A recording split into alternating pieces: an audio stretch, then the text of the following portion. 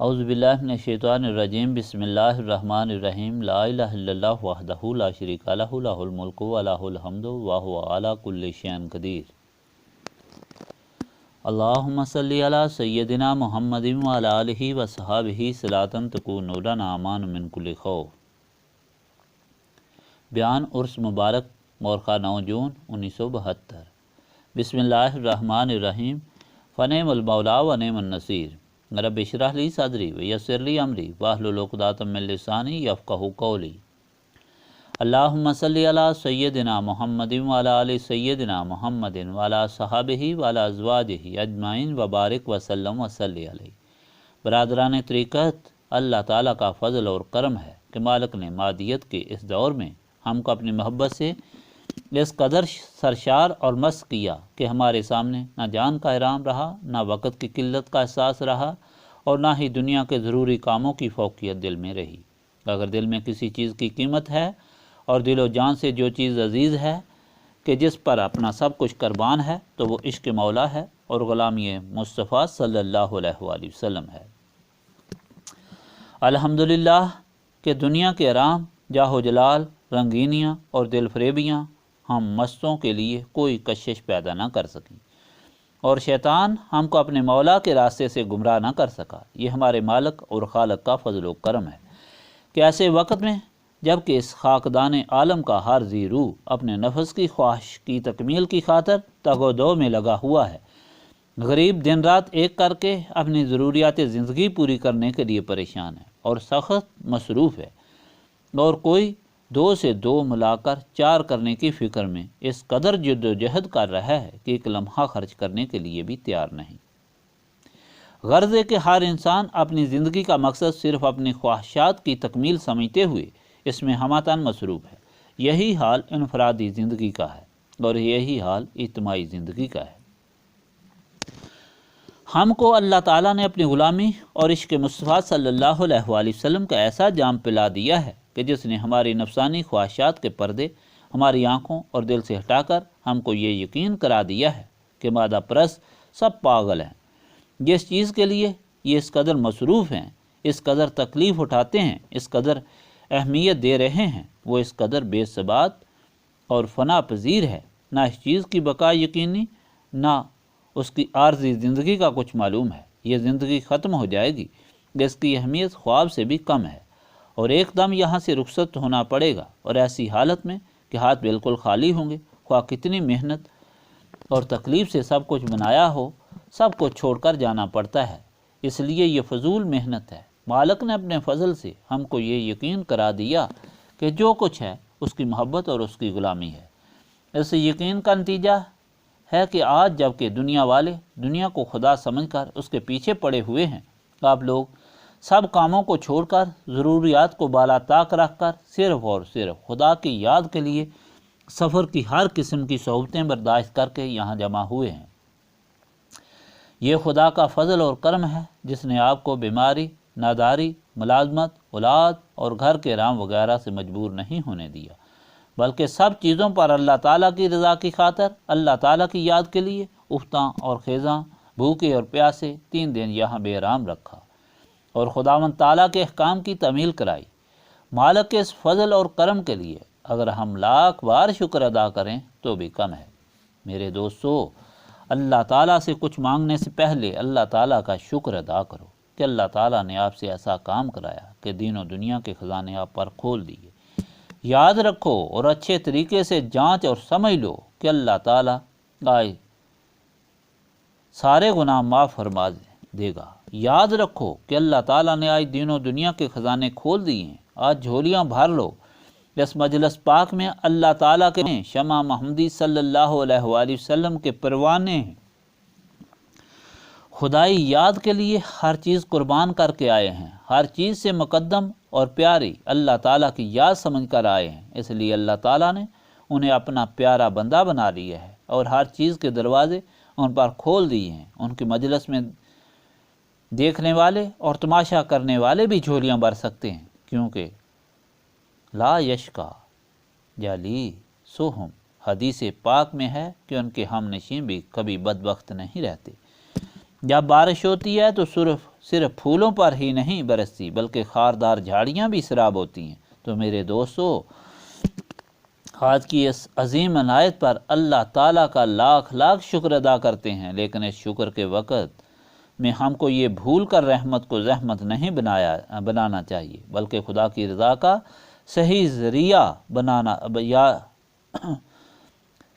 ذریعہ یاد رکھنا چاہیے کہ یہ رحمت ہم مسکینوں پر کیوں ہوئی۔ دراصل یہ صدقہ ہے کالی کملی والے تاجدار احمد مختار صلی اللہ علیہ وآلہ وسلم کا، کیونکہ اللہ تعالیٰ نے آپ صلی اللہ علیہ وآلہ وسلم کو رحمت بنا کر بھیجا ہے، اس لیے آپ صلی اللہ علیہ وآلہ وسلم پر درود بھیجنے کا حکم فرمایا ہے۔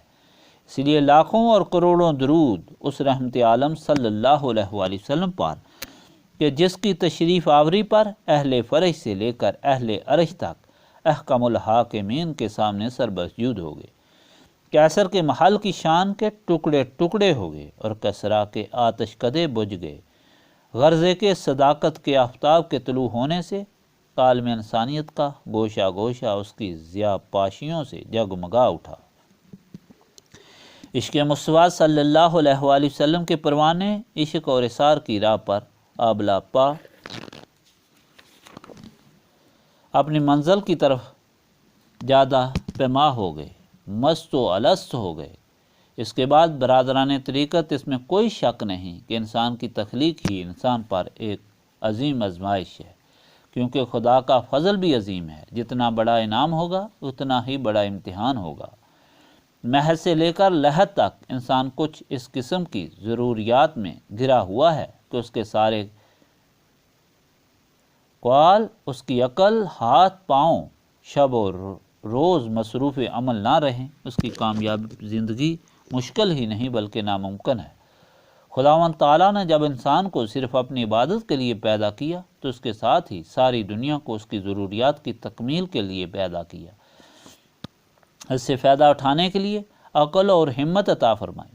خدا داد عطا سے فائدہ نہ اٹھانا کفران نعمت ہے، اس لیے ہر سچے مسلمان کا یہ فرض ہے کہ اس کی زندگی خدا کے لیے اور یہ کائنات اس کے لیے ہے، اس سے خوب فائدہ اٹھانا چاہیے، مگر اس ساری تگ و دو کے دوران یہ نہ ہو کہ اس چیز میں گم ہو جائے جو اس کے لیے ہے، بلکہ اس چیز کو استعمال کرے اور خود اس چیز میں گم ہو جس کے لیے وہ ہے، یعنی یہی قیدہ رکھ کر مصروف عمل رہے۔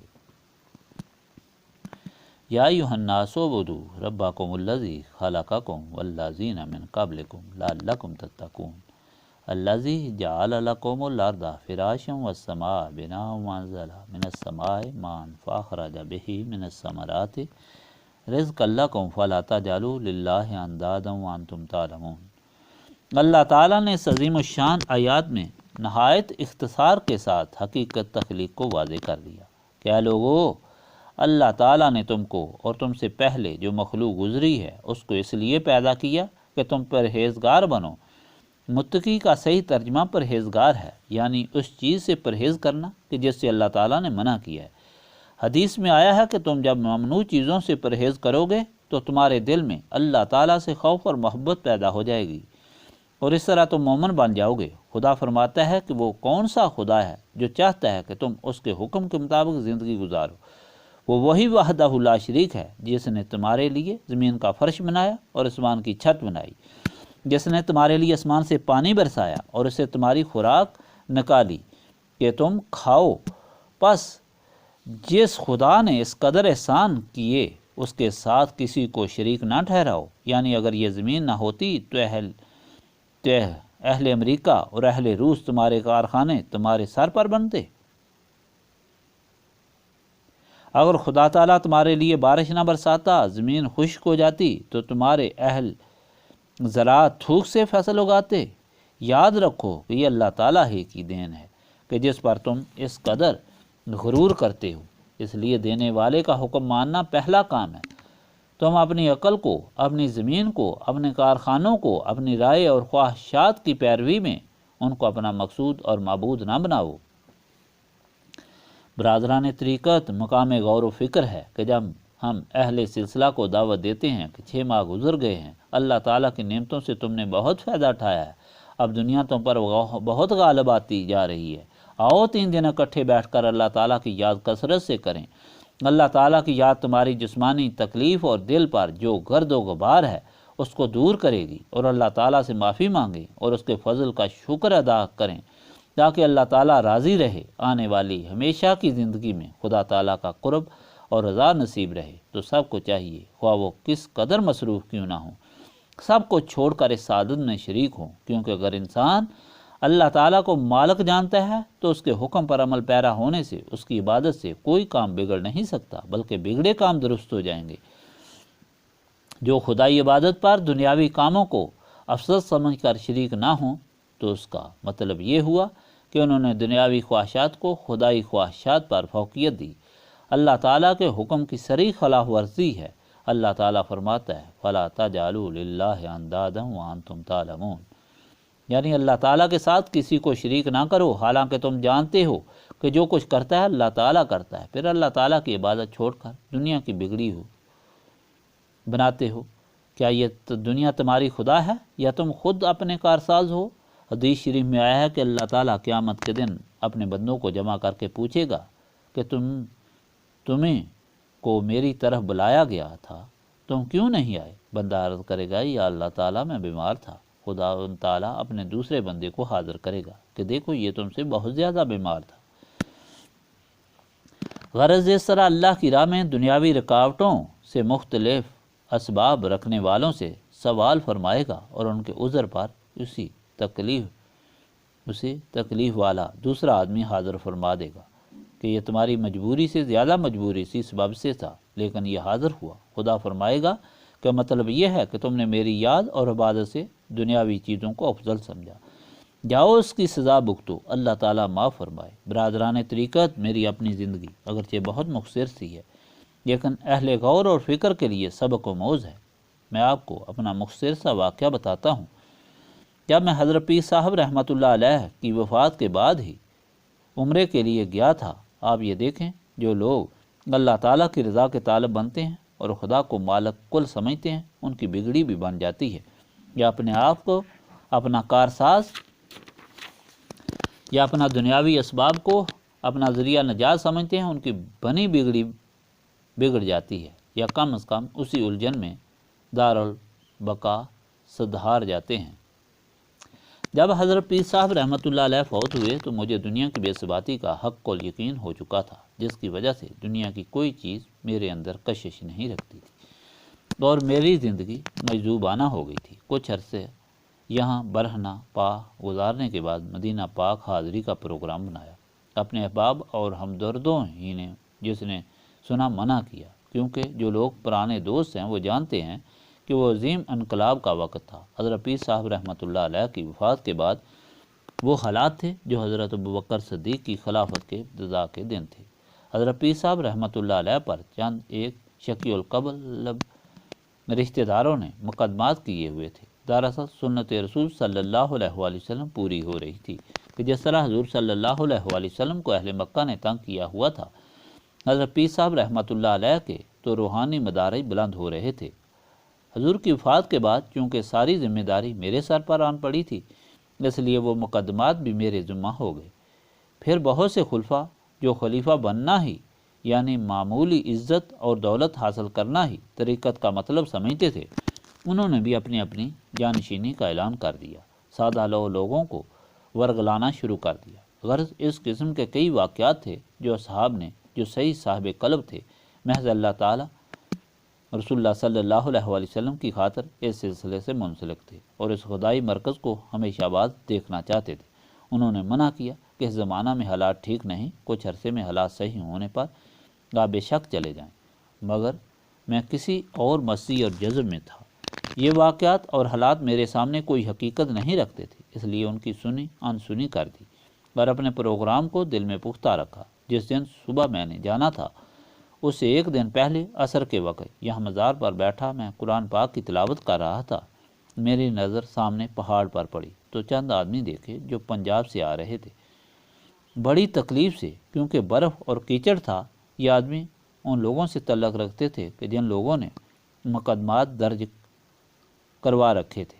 پڑھتے پڑھتے میرے دل میں خیال آیا کہ اس برف میں ان کو آنے کی کیا ضرورت تھی، یہ ضرور سفارش کرنے کے لیے آئے ہیں۔ 2 دن بعد 2 اہم طریقوں میں اگر میں عمرے پر چلا گیا تو یہ لوگ مقدمات اپنے حق میں کر کے معلوم نہیں یہاں کے کیا حالات کر دیں گے۔ واقعی ناسے مجھے ٹھیک کہتے تھے، مجھے کچھ عرصہ ٹھہرنا چاہیے۔ پھر ایک دم خیال آیا کہ میں تو خدا کی رضا کے لیے خدا کے گھر اور خدا کے حبیب صلی اللہ علیہ وآلہ وسلم کے قدموں میں جا رہا ہوں۔ وہی خدا ادھر ہے جو ادھر ہے، اور سب اس کے اختیار میں ہے۔ میں اس کی رضا کا طالب ہوں، پھر جس طرح اس کی مرضی ہے اس طرح میری مرضی رہنی چاہیے۔ یہ میرے دل میں کتنا غلط خیال آیا تھا۔ میں نے فوراً دل میں توبہ کی اور پختہ وعدہ کیا کہ صبح ضرور جاؤں گا۔ اگر سامنے چوٹی پر جا کر دیکھا کہ پیچھے موڑھا شریف کو آگ لگ گئی ہے تو بجانے کے لیے واپس بھی نہیں آؤں گا۔ چانچہ الگ صبح میں برہنہ پا روانہ ہوا اور بخار ہو گیا۔ کسی کو خبر نہیں تھی۔ کشمیری بازار پہنچے تو کافی لوگ اکٹھے ہو گئے۔ میرے پاؤں بہت سوج گئے۔ پاؤں گرم پانی سے دھلائے۔ حاجی غلام مرزا صاحب جیپ لے کر آئے ہوئے تھے، ان کے ساتھ پنڈی گیا۔ دوسرے دن جب ریل پر سوار ہوا اور چلنے کے انتظار میں تھا کہ میری نظر حاجی نیاز علی پر پڑی جو مقدمات کے مختار تھے۔ میں نے ان کو بلایا اور پوچھا کہ کل تاریخ کا کیا ہوا۔ حاجی صاحب نے بتایا کہ کل عدالت میں پیش ہوتے ہی جج صاحب نے کہا کہ مقدمہ بہت لمبا ہو گیا ہے، لہٰذا بحث کریں۔ ہمارے وکیل صاحب نے بہت عذر کیا، لیکن جج صاحب نہ مانے اور مقدمہ خارج کر دیا۔ اس وقت مال کی عدالت میں بلاوا ہوا۔ وہاں حاضر ہوتے ہی صاحب عدالت کے پہلے الفاظ بھی یہی تھے کہ بحث کریں، اپیل کو بہت دیر ہو گئی ہے۔ وہاں بھی ہمارے وکیل صاحب نے بہت عذر کیا، مگر ناچار بحث کی مخالفین کی اپیل بھی خارج ہو گئی۔ چانچہ میں نے مالک کے اس کرم پر شکر ادا کیا اور سمجھ گیا کہ مالک کی طرف سے یہ پیغام ہے کہ مجھ پر بھروسہ کرنے والے میرے گھر کے مسافر میں نگہبان ہوں۔ آؤ اور تسلی سے آؤ۔ میرے پاس شکر کے آنسوؤں کے سوا کچھ نہ تھا۔ خیر وہاں سے ریل چلی۔ جب کراچی پہنچے تو سلیمی صاحب کو دیکھ کر حیران ہوا کہ آپ کو اطلاع ہی نہیں دی، تو آپ کس طرح تشریف لائے؟ انہوں نے فرمایا کہ مجھے صوفی محمد رشید صاحب نے فون کیا تھا کہ ہارون رشید بہت پریشان ہو گئے ہیں، انہیں کوئی تکلیف نہ ہو۔ سلیمی صاحب اپنے گھر لے گئے اور سفر کی وجہ پوچھی۔ میں نے کہا کہ مدینہ پاک کا مسافر ہوں، لہذا کچھ انتظام کرو۔ سلیمی صاحب نے دوسرے دن کے لیے وعدہ کیا۔ دوسرے دن سلیمی صاحب ایجنٹ کو لے کر آئے اور بتایا کہ اب انتظام مشکل ہے، ہائی سیزن شروع ہو گیا ہے۔ اگر 2 دن پہلے آتے تو آپ کو عمرے کے لیے بھیج دیتے، اب حج کے بعد ٹھیک ہے۔ شام کا وقت تھا۔ میں نے جواب دیا کہ میں ضرور جاؤں گا اور نماز کے لیے چلا گیا۔ نماز پڑھ کر میں نے خدا کی بارگاہ میں عرض کی، یا اللہ تعالیٰ میں تیری طرف آ رہا ہوں، اگر تو چاہے تو مجھے کوئی نہیں روک سکتا۔ اگر کل مجھے اجازت نہ ملی تو میں سمندر میں مدینہ پاک کی طرف اس طرح چلنا شروع کر دوں گا۔ اگر ڈوب گیا تو بے شک ڈوب جاؤں۔ دعا کے بعد فارغ ہوا تو کسی نے کہا کہ 2 آدمی آپ سے ملنا چاہتے ہیں۔ میں نے کہا ملاؤ۔ اندر آئے تو ایک اسٹیٹ بینک کا افسر تھا اور ایک کراچی سٹی کے مجسٹریٹ۔ انہوں نے کہا کہ موڑا شریف کا سنا ہوا تھا، کل ہم کو پتہ چلا کہ آپ آئے ہوئے ہیں تو ہم کو شوق ہوا اور ملاقات کے لیے آ گئے ہیں۔ میں نے کہا کہ آپ کا شوق پورا ہو گیا، لیکن میرا بھی شوق ہے، اس میں کچھ مدد کر سکتے ہیں؟ انہوں نے کہا کہ کل جواب دیں گے۔ دوسرے دن سلیمی صاحب سے مل کر تمام کاغذات مکمل کیے اور ہمیں اللہ تعالیٰ نے بلا لیا۔ میرا سفر بے راستہ تہران تھا۔ میرا خیال تھا کہ میں حضرت بایزید بوستامی رحمۃ اللہ علیہ کی زیارت پر سلام کر کے بغداد شریف حاضری دے کر مدینہ پاک حاضر ہوں، لیکن تہران پہنچ کر پتہ چلا کہ یہاں سے بستام بہت دور ہے۔ ریل، موٹر اور ہوائی راستے بھی بے وجہ شدید برف باری بند ہیں۔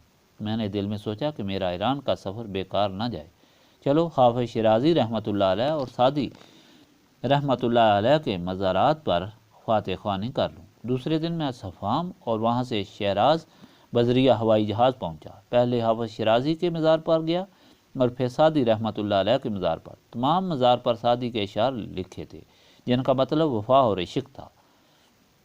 گیٹ پر ایک شعر لکھا تھا کہ میرے مرنے کے 1000 سال بعد بھی اگر کوئی آیا تو اسے میری قبر کی مٹی سے عشق کی بو آئے گی۔ چونکہ میں حضرت پیر صاحب رحمۃ اللہ علیہ کی جدائی سے اس قدر پریشان تھا، لہٰذا میری پریشانی ان اشعار کی وجہ سے بہت بڑھ گئی۔ میں نے ٹیکسی والے کو کہا کہ فوراً مجھے ہوٹل میں لے جاؤ۔ ہوٹل پہنچتے ہی میں نے مینیجر کو کہا کہ ٹیکسی والے کو رخصت کرو اور میں جلدی سے دوسری منزل پر چڑھا۔ یہاں میرا کمرہ تھا۔ دن کے 12 بجے تھے۔ اوپر پہنچتے ہی میں نے دیکھا کہ حضرت پیر صاحب رحمۃ اللہ علیہ کھڑے ہیں اور میں ایک دم قدم بوسی کے لیے جھکا۔ وہ ایک طرف ہو گئے، دوسری طرف جھکا تو پھر مسکرا کر غائب ہو گئے۔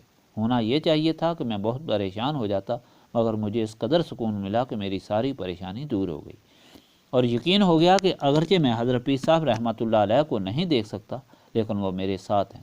چند منٹ آرام کرنے کے بعد میں نے ایئرپورٹ والوں سے جہاز کا پوچھا تو انہوں نے کہا کہ جہاز تیار ہے، جلدی کرو۔ چانچہ میں تہران پہنچا، وہاں سے سامان لے کر میں بغداد شریف حاضر ہوا۔ دریائے دجلہ کے کنارے ایک ہوٹل میں وضو کے لیے ٹھہرے۔ اکثر وقت مزار پر ہی گزرنا شروع ہو گیا اور مجھے وہاں اتنا سکون مل گیا کہ میں نے دوسرے ساتھی کو کہہ دیا کہ میں اب واپس نہیں جاؤں گا، زندگی ساری یہیں گزار دوں گا۔ 8 دن اسی طرح ہی گزر گئے۔ 8ویں دن میں بیٹھا ہوا تھا تو کیا دیکھتا ہوں کہ قبر کوئی نہیں اور دربار ہے۔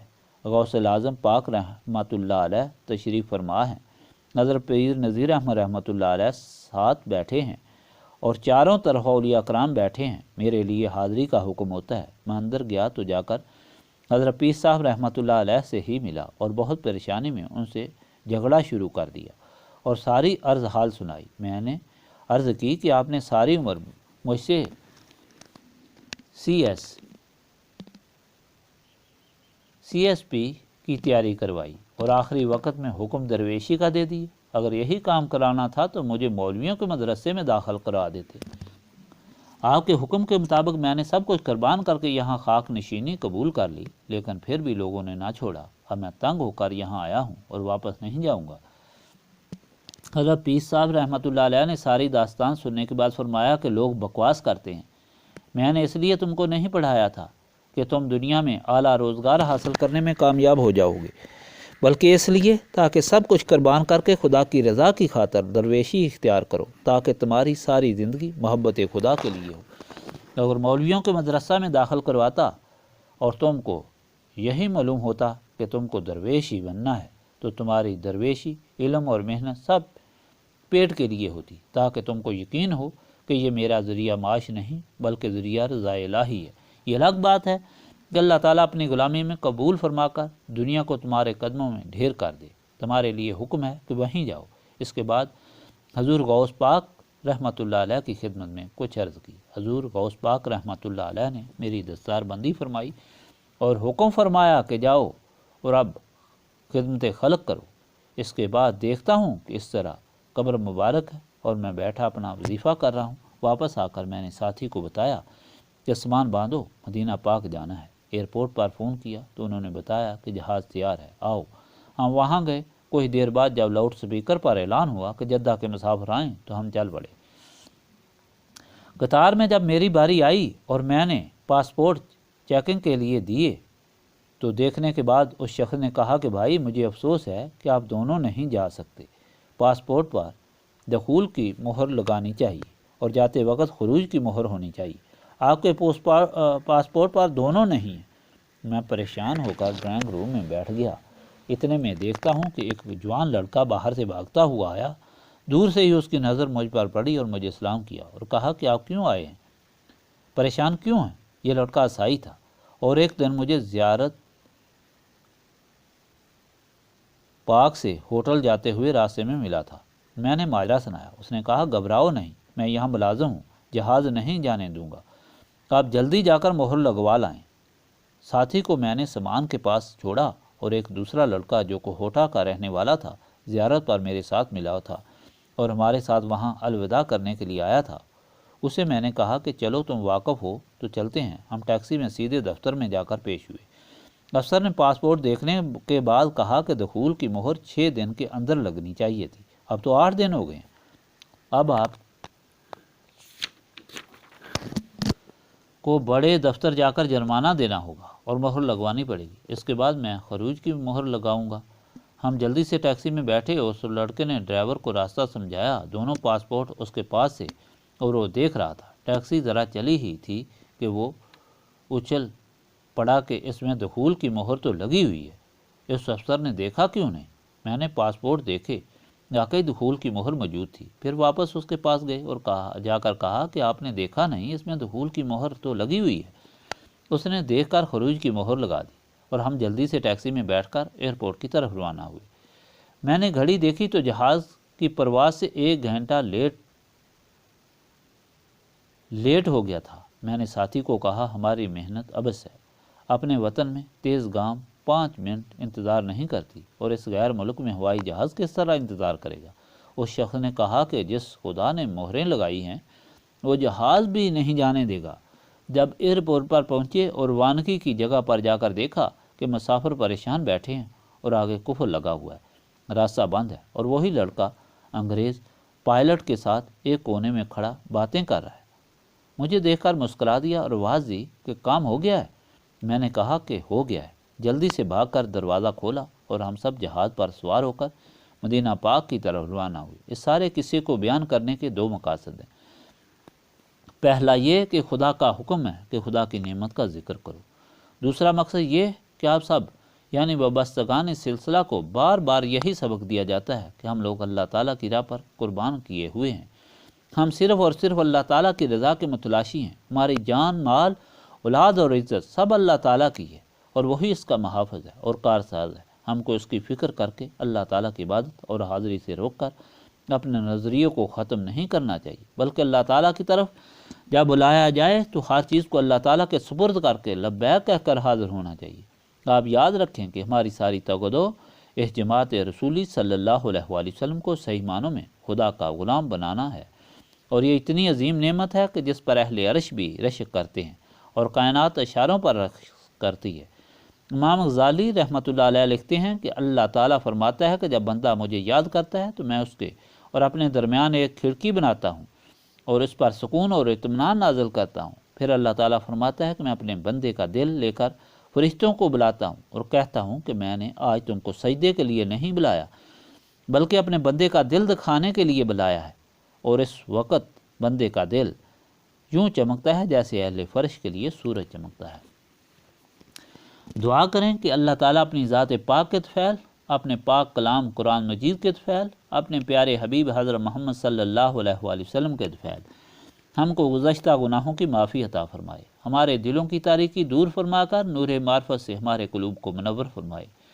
ہماری موت، ہماری حیات، ہماری جان، ہمارا مال، ہمارا ہر قول، ہر فعل اپنی رضا کی خاطر رکھے۔ ہم کو اپنی جناب سے اپنی غلامی، اپنی بندگی اور نبی پاک صلی اللہ علیہ وآلہ وسلم کا سچا عشق عطا فرمائے۔ بہت سے لوگ اس سلسلہ سے تعلق رکھنے والے فوت ہو گئے ہیں اور وطن کے دفاع کے لیے بہادر رانہ طور پر شہید ہوئے ہیں، ان کے لیے بھی دعا کریں۔ پاکستان کے جو لوگ بھارت کے پاس قید ہیں ان کے لیے بھی دعا کریں۔ خداوند تعالیٰ ان کو بخیریت اور عزت سے واپس لائے اور اپنے اقربا سے ملائے، آمین۔ اللہم صلی علی سیدنا محمد وعلی آلہ وصحبہ صلاۃ تکون لنا مان من کل خوف۔ ربنا تقبل منا انک انت السمیع العلیم وتب علینا انک انت التواب الرحیم۔ سبحانک ربک رب العزۃ عما یصفون وسلام علی المرسلین والحمد للہ رب العالمین۔